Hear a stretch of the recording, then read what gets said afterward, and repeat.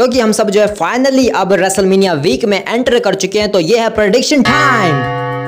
सिर्फ प्रेडिक्शंस नहीं होने वाली बल्कि मैचेस की शॉकिंग एंडिंग, उनके जो ऑड विनर हैं और प्रेडिक्शन विनर जो है जो मेरी तरफ से जिनको मैं पिक कर रहा हूँ कि कौन जीत सकता है, वो सब कुछ बताने वाला हूँ। और क्योंकि भाई मैच कार्ड बहुत बड़ा है तो भाई मैं ज्यादा टाइम वेस्ट नहीं करूंगा। इस वीडियो में जो है रेसलमेनिया 41 की नाइट 1 के सारे मैचेस की प्रेडिक्शन करने वाले हैं, जिस वजह से और जिससे तुम्हें जो है पूरा मैच कार्ड भी पता चल जाएगा कि रेसलमेनिया नाइट 1 पर कौन कौन से मैचेस होने वाले हैं। नाइट 2 की वीडियो अलग से आएगी क्योंकि भाई दोनों अलग अलग इवेंट होते हैं भाई, इसलिए भाई स्टार्ट करते हैं ओपनिंग मैच से भाई, जो कि सच में भाई ये मैच जो है शो का ओपनिंग मैच ही होने वाला है। इसको कहीं और डालकर कोई फायदा है नहीं, ऑलरेडी सब कुछ स्पॉइल कर ही दिया है। Jey Uso versus Gunther for the world heavyweight championship. और इसकी भाई स्टोरी कितनी लंबी है भाई वो मुझे ज्यादा बताने की जरूरत है नहीं, लोग इसके लिए जो है ज्यादा एक्साइटेड तो नहीं है, लेकिन फिर भी इस मैच को देखना चाहते हैं क्योंकि भाई इसमें कौन जीतेगा भाई वो अलग ही चीज है भाई। इस मैच की जो हाइप है ना वो अलग ही हाइप, भले ही लोग जो है इसको कह रहे हैं कि भाई जे को क्यों डाल दिया, लेकिन भाई वो सब अलग बात है। अब हो रहा है तो हो रहा है भाई, अब इसके ऊपर ध्यान देते कि इसमें हो क्या सकता है। इस मैच की जो शॉकिंग एंडिंग है वो भाई काफी लोग कह रहे हैं कि भाई पूरी तरीके से स्क्वॉश कर देगा भाई गुंथर जे उसो को, क्योंकि जे उसो को भी खुद ऐसा लगता है कि भाई गुंथर जो है उसको मार पीट के धजिया उड़ा देगा उसकी, और इस मैच में उसको अधमरा कर देगा या फिर मार ही देगा पूरी तरीके से। तो ऐसा होने के चांसेस हैं, लेकिन भाई जहां तक मैं इस मैच को देख रहा हूं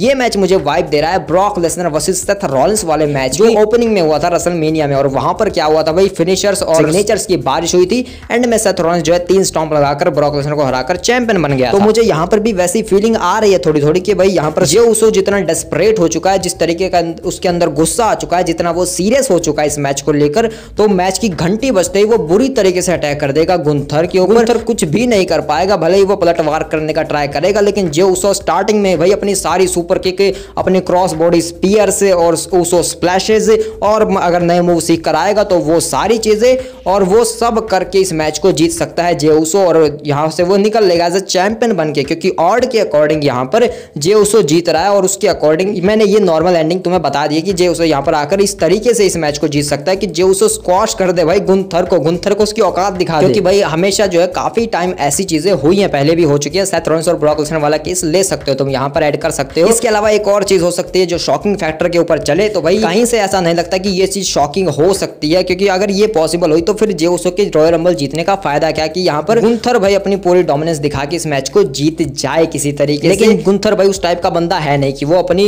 वो जो है अगर जीत भी रहा होगा तो भाई जानबूझकर ये बोलेगा अभी मुझे मजा नहीं आ रहा मैं इसको और तोड़ूंगा, और उसके चक्कर में हारता है भाई।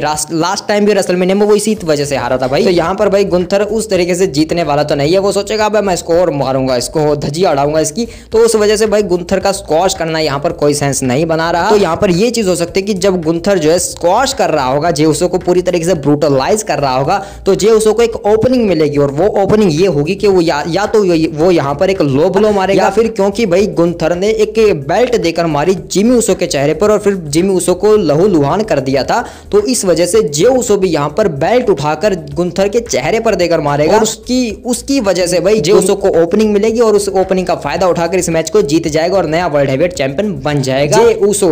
और भाई यही वो 2 एंडिंग्स हैं जो शायद इस मैच के लिए सबसे परफेक्ट है। और यहाँ से अगर चीजें आगे शुरू करनी है तो भाई यहाँ पर इंटरफेरेंस हो सकती है, जैसा कि मैंने कहा कि यहाँ पर जिमी उसो के ऊपर पूरी तरीके से ब्रूटलाइज हुए थे, गुंथर ने पूरी तरीके से ब्रूटलाइज किया था जिमी उसो को, तो जिमी उसो यहाँ पर इंटरफेयर कर सकते हैं, जिसका फायदा उठाकर जे उसो जीत सकता है। या फिर उसके अलावा सबसे बड़ी चीज भाई, जब गुंथर यहाँ पर पूरी तरीके से ब्रूटलाइज कर रहा होगा जे उसो को, क्योंकि भाई वो करेगा और उसके बाद वो जीतने वाला होगा, लेकिन वो कहेगा कि नहीं अभी मैं तुम्हें इसकी औकात दिखाऊंगा, जैसा कि उसने लास्ट टाइम किया था भाई। वो जिस तरीके से लास्ट टाइम वो हारा था वो उसी तरीके से अगेन हारेगा। जब सैमी ज़ेन के अगेंस्ट उसका मैच हुआ था तो उसका ध्यान भटक गया था, और वो ध्यान भटका था किसकी वजह से, सैमी ज़ेन की वाइफ की वजह से। वो दिखाना चाहता था सैमी ज़ेन की वाइफ को कि देख ये हस्बैंड है वो कितना कमजोर है, ये इसे मैं पूरी तरीके से डिस्ट्रॉय कर दूंगा तेरे सामने और तेरे आंसू मैं देखूंगा।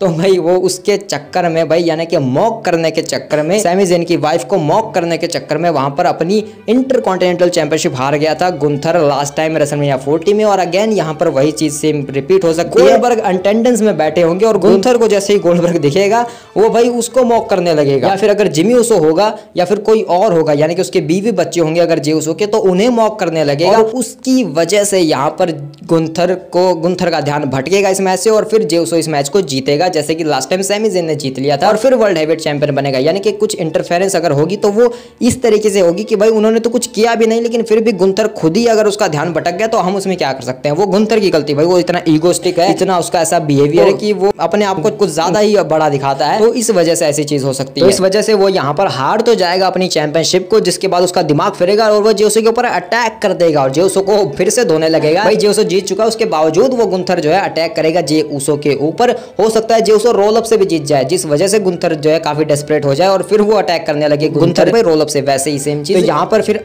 उसे बचाने के लिए भाई एक लेजेंड का रिटर्न होगा, यानी कि गोल्डबर्ग। भाई क्यों मिस करेंगे रेसलमेनिया 41 को गोल्डबर्ग? भाई ऑफ कोर्स नॉट भाई, उनका एक मोमेंट होने वाला है और वो मोमेंट यहीं पर होगा कि गोल्डबर्ग आएंगे और वो शायद जेउसो को बचाएंगे यहाँ पर, जब मैच खत्म होने के बाद जब अटैक करेगा जेउसो के ऊपर गुंथर, और उसके बाद फिर गुंथर वर्सेस गोल्डबर्ग की स्टोरी जो है आगे के लिए सेट हो जाएगी और जेउसो और गोल्डबर्ग जो है यहाँ पर हीट करेंगे और पूरा हीट सेलिब्रेशन चलेगा वर्ल्ड हेवीवेट चैंपियनशिप के साथ। तो ये वो सारी पॉसिबल एंडिंग्स है, शॉकिंग एंडिंग्स है, नॉर्मल एंडिंग्स है, इस मैच से हमें देखने को मिल सकती हैं।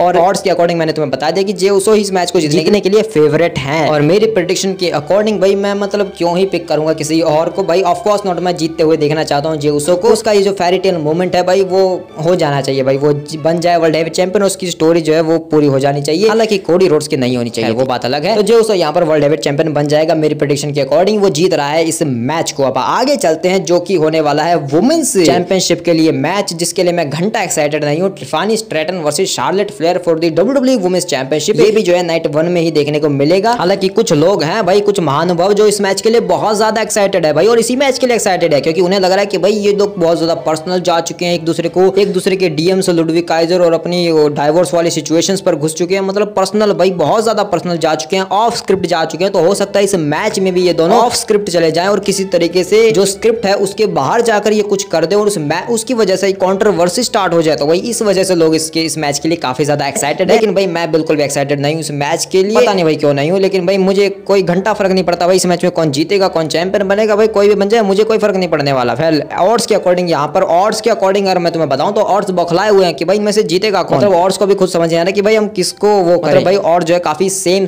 ही है इन दोनों के, और मतलब जीतने के लिए कोई भी फेवरेट नहीं है इस मैच में। हालांकि टिफानी थोड़ी ऊपर चल रहे हैं, लेकिन कभी शार्लेट ऊपर कभी टिफानी ऊपर, तो भाई काफी ज्यादा मामला ऊपर नीचे चल रहा है। और इस मैच की अगर किसी शॉकिंग चीज की अगर मैं बात करूं तो वो शॉकिंग चीज ये हो सकती है कि यहाँ पर इस मैच में रिक फ्लेयर की इंटरफेरेंस हो जाए और वो टिफानी स्ट्रैटन के ऊपर जो है अटैक कर दे, मतलब कुछ तो ऐसा करे, इंटरफेरेंस करे, जिस वजह से शार्लेट फ्लेयर यहाँ पर चैंपियन बन जाए। और इसकी एक और शॉकिंग एंडिंग ये हो सकती है कि भाई यहाँ पर जो है ये मैच जो है काफी बढ़िया निकल जाए, मतलब ये स्टील कर ले भाई शो को। ये दोनों इतनी बढ़िया परफॉर्मेंस दे इस मैच में कि वो सबकी बोलती बंद कर दे और ये जो मैच है वो रेसलमेनिया के इतिहास का सबसे बेहतरीन वुमेन्स रेसलिंग मैच बनकर रह जाए। मतलब ऐसा टिफानी स्ट्रैटन का कहना है कि वो इस मैच को ऐसा देखती हैं। तो भाई देखते हैं कि ये चमत्कार होगा या नहीं, लेकिन इस मैच में कोई भी जीते मुझे फर्क नहीं पड़ने वाला। और फिलहाल के लिए अगर मुझे किसी को पिक करना है तो ठीक है भाई, मैं शार्लेट फ्लेयर को पिक कर लेता हूँ यहाँ पर कि वो चैंपियन बनने वाली है, क्योंकि भाई मुझे नहीं लगता कि कोई और जीतने वाला है। मतलब अगर टिफानी रिटेन कर देंगे तो भाई उसका भी कोई फायदा नहीं होने वाला। फिर तुम बताओ तुम्हारे क्या थॉट्स है इस मैच को लेकर। यहाँ पर मैं ऐसे ही शार्लेट को पिक कर रहा हूँ भाई जीतने के लिए। इसके बाद होने वाला एक सबसे बेहतरीन मैच भाई, जिसके लिए मैं बहुत ज्यादा एक्साइटेड हूँ भाई, Rey Mysterio versus L Grande americano. हालांकि हम सब जानते हैं कि वो शायद चैट गेबल है, लेकिन यही तो इस मैच की शॉकिंग फैक्टर है कि भाई हो सकता है कि भाई वो सच में एल ग्रांडे अमेरिकानो हो। सोचो हमें जो है रिंग के अंदर Chad Gable L Grande americano एक साथ देखने को मिले। मतलब हो सकता है कि भाई वो अमेरिकन मेड के जो बंदे हैं ना, वो ग्रांडे अमेरिकानो बन के आ जाए भाई उनमें से कोई एक, और चैट गेबल भाई चैट गेबल ही है, वो अपना खुद का चेहरा लेकर आ जाए ताकि लोगों को कंफ्यूज कर सके। यार इस मैच में जो ऑड्स के अकॉर्डिंग जो इस मैच में जीतने के लिए फेवरेट है वो है रे मिस्टीरियो। रे मिस्टीरियो इस मैच को जीत रहे हैं और क्यों नहीं होंगे भाई, पिछली रेसलमेनिया में जितनी बार उन्होंने कंप्लीट किया, चाहे टैग टीम हो, 1-on-1 हो, वो हर मैच में जीते हैं भाई रेसलमेनिया में रे मिस्टीरियो। तो यहाँ पर भी उनके जीतने का भाई कोई बड़ी बात नहीं है, वो यहाँ पर भी जीत जाएंगे भाई। किसी को ओवर करना भाई वो रे मिस्टीरियो के बस की बात नहीं है। तो यहाँ पर भाई चैट गेबल या फिर कहीं एल ग्रांडे अमेरिकानो को वो मोमेंट नहीं मिलने वाला जो वो चाहते हैं, और अगर ये चीज देखने को मिल जाती है तो वही इस मैच की शॉकिंग एंडिंग होगी कि यहाँ पर एल ग्रांडे अमेरिकानो किसी चीप शॉट हरकत के जरिए वो जीत जाए, यानी कि जैसा कि उन्होंने किया था भाई स्मैक रॉ के ऊपर, वो अपने भाई इस मास्क में कुछ डाल दिया था भाई उन्होंने, तो उस वजह से वो मैच को जीत गए थे। तो यहाँ पर वो वैसी चीज कर इस मैच को जीत सकते हैं और वो शॉकिंग फैक्टर हो सकता है। मैं यहाँ पर पिक करूंगा रे मिस्टीरियो को, क्योंकि भाई वो ऑलरेडी जो है रेसलमेनिया में जीत चुके हैं और हर वक्त वो जीतते ही जाते हैं भाई। और मैं थक गया हूँ भाई दूसरे बंदे को प्रेडिक्ट करके, मैंने हर बार जो है रे मिस्टीरियो को प्रेडिक्ट नहीं किया रेसलमेनिया में जीतने के लिए और मेरी प्रेडिक्शन गलत साबित हो गई। खैर इस बार जो है रे मिस्टीरियो के ऊपर दाव खेलते और अगर ये गलत साबित हो गया तो भाई मुझे क्या है, मैं तो एल ग्रांडे का फैन हूँ भाई। खैर यहाँ पर सैमी ज़ेन भी आ सकते हैं, क्योंकि भाई एल ग्रांडे तो ये अगर नाम अगर तुम्हें थोड़ा बहुत पता है तो भाई सैमी ज़ेन का भी था एक टाइम पर ऐसा नाम, और वो भी लूचाडोर मास मास्क पहन कर आते थे, उस वजह से लोगों को लगता है कि यहाँ पर शायद सैमी ज़ैन भी इंटरफेरेंस कर सकते हैं, इस मैच में एक मूवमेंट दे सकते हैं। लेकिन मैं जानता हूँ कि भाई सैमी ज़ैन कहाँ आ सकते हैं, नाइट 2 के ऊपर उनका कोई मूवमेंट हो सकता है। इसके बाद चलते हैं अगले मैच की तरफ, जो कि होने वाला है यूनाइटेड स्टेट चैंपियनशिप के लिए LA नाइट वर्सेस जेकब फैटू। और ये मैच भी जो है नाइट 1 पर होने वाला है। और भाई इस मैच में तो कुछ शॉकिंग फैक्टर या फिर कुछ भी प्रेडिक्शन करने की जरूरत है ही नहीं, क्योंकि इस मैच में यही होने वाला है। ऑड्स के अकॉर्डिंग यहाँ पर जेकब फाटू जीत रहे हैं और LA नाइट हार रहे हैं इस मैच को। ऑड्स के अकॉर्डिंग यहाँ पर जीतने के लिए जेकब फाटू फेवरेट है, वो यूनाइटेड स्टेट चैंपियन बनने वाले हैं। और ऑफ कोर्स नॉट भाई, जो नहीं बने वो यहाँ पर चैंपियन। तो भाई लेकिन इस मैच की अगर एक शॉकिंग एंडिंग अगर देखी जाए, जो कि एक्चुअल में शॉकिंग हो सकती है, तो वो ये है कि फाइनली हमें वो बिट्रेयल देखने को मिलेगा। यानी कि भाई जेकब फाटू ने खुद कहा कि तुम लोगों को, सोलो सिकवा को, ब्लड लाइन को कहा था जेकब फाटू ने कि तुम लोगों को इस मामले में दखलंदाजी करने की कोई जरूरत नहीं है, मैं अकेला जाऊंगा और जीत कर आऊंगा। तो यहाँ पर भाई जेकब फाटू के मना करने के बावजूद, जब जेकब फाटू इस मैच को जीत भी रहे होंगे भाई LA नाइट को धो धा के, लेकिन उसके बावजूद यहाँ पर तामा तोंगा या फिर सोलो सिकवा जो इस मैच में इंटरफेयर करेंगे। ऐसा इंटरफेयर करेंगे कि भाई गलती, क्योंकि भाई LA नाइट चालाक बंदा है, वो ब्लड लाइन के ऑलरेडी सारे जो कारनामे होते हैं उनको जानता है। तो भाई LA नाइट हमेशा जो है ब्लड लाइन से थोड़ा सा ऊपर चला जाता है, वो जीत जाता है भाई ब्लड लाइन के अगेंस्ट। तो यहाँ पर अगेन वो अपनी उसी चालाकी का इस्तेमाल करके किसी तरीके से रिटेन कर लेगा इस चैंपियनशिप को, ब्लड लाइन के पंगों का फायदा उठाकर, और फिर उसके चक्कर में जेकब फाटू गुस्सा होगा और वो सोलो सिकवा के ऊपर अटैक करेगा। तो ये एक शॉकिंग फैक्टर हो सकता है, वरना एक नॉर्मल एंडिंग अगर इस मैच की देखी जाए, और अगर कहीं से भी अगर जेकब फाटू को मदद की जरूरत पड़े तो यहाँ पर लॉर्ड तांगा लोआ का रिटर्न हो और वो यहाँ पर जितवा दे, जेकब फाटू को यूनाइटेड स्टेट चैंपियन बना दे, जो कि इम्पॉसिबल है, ऐसा कुछ नहीं होने वाला। जेकब फाटू यहाँ पर पूरी तरीके से डिस्ट्रॉय करने वाले हैं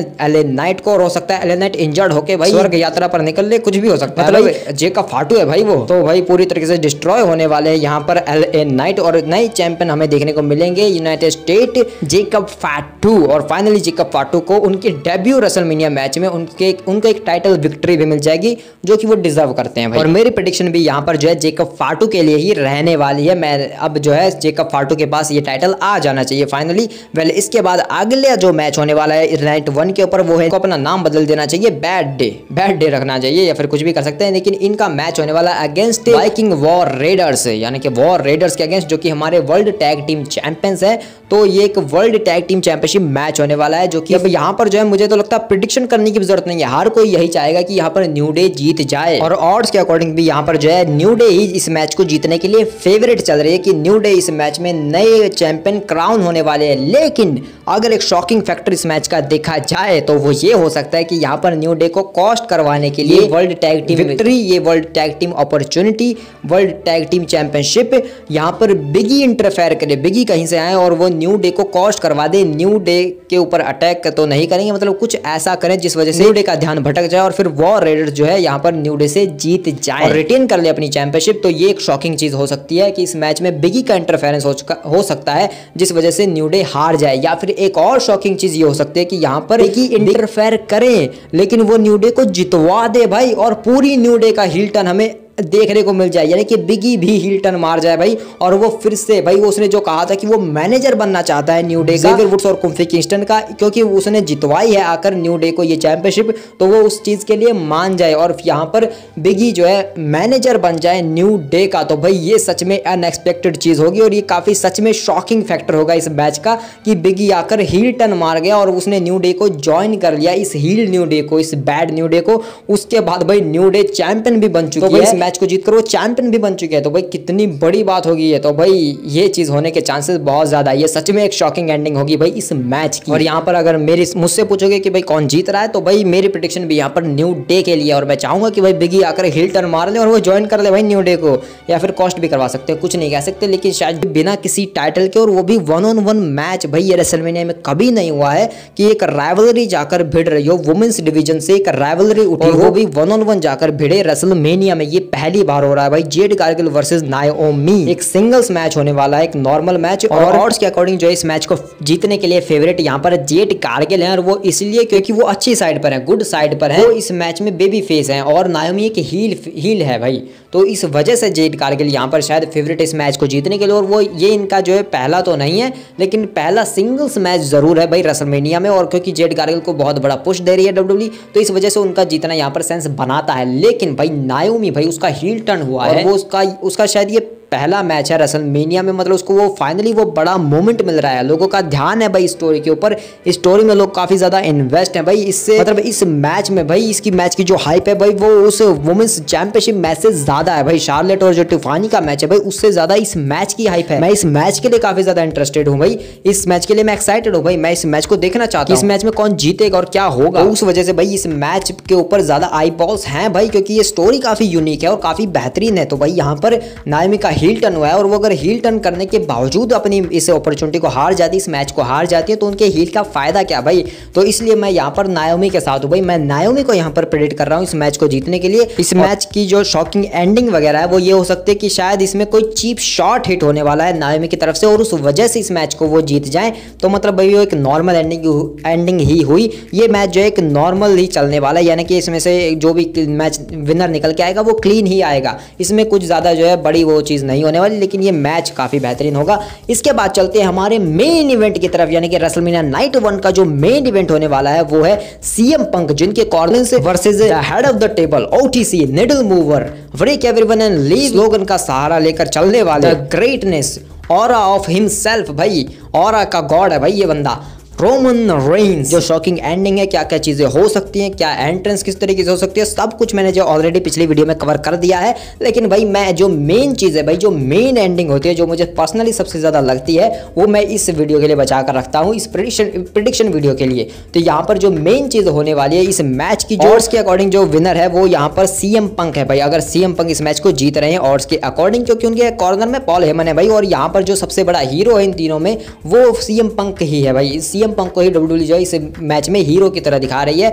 नंबर 2 पर यहाँ पर सेथ रॉलिंस है कि वो इस मैच को जीत सकते हैं, और रोमन रेंस इस मैच को नंबर 3 पर है, यानी कि वो हार रहे इस मैच को, जो कि इस मैच को शॉकिंग फैक्टर भाई यहीं से निकल कर आता है कि रोमन रेंस ऑड्स में हार रहे हैं। तो यहाँ पर जो शॉकिंग एंडिंग है, जो सबसे बड़ी शॉकिंग एंडिंग है जो मुझे लग रही है, जिसका टीज भी डब्ल्यूडब्ल्यूई ने खुद किया, काफी टाइम से ये रूमर चल रहा है और लोगों ने नोटिस कर लिया कि भाई यहाँ पर जब माइकल कोल ने बोला और शो जब हमें जो है ग्राफिक दिखाया गया कि रोमन रेंस कितनी रेसलमेनिया को मेन इवेंट कर जाएंगे इसके बाद, तो वहां पर 11 मेन इवेंट लिखे थे। इस रेसलमेनिया के बाद रोमन रेंस 11 टाइम जो है मेन इवेंट कर देंगे रेसलमेनिया को, जो कि भाई काफी अजीब है, क्योंकि रोमन रेंस जो है 9 बार मेन इवेंट कर चुके हैं और अब ये 10वीं बार होगा कि वो रेसलमेनिया को मेन इवेंट करेंगे, तो 11वीं मैच में। तो इसी वजह से ये शायद एक टीज हो सकता है, और उसी के अकॉर्डिंग मैंने ये वाली थ्योरी, ये वाला सिनेरियो निकाल कर लाया हूं मैं कि किस वजह से इस मैच का विनर उस मैच में ऐड हो जाएगा। तो यहां पर जब ये तीनों अपनी एंट्रेंस कर लेंगे, मैच की घंटी बजने वाली होगी, तभी यहां पर फाइनल बॉस इंगेज करेंगे भाई।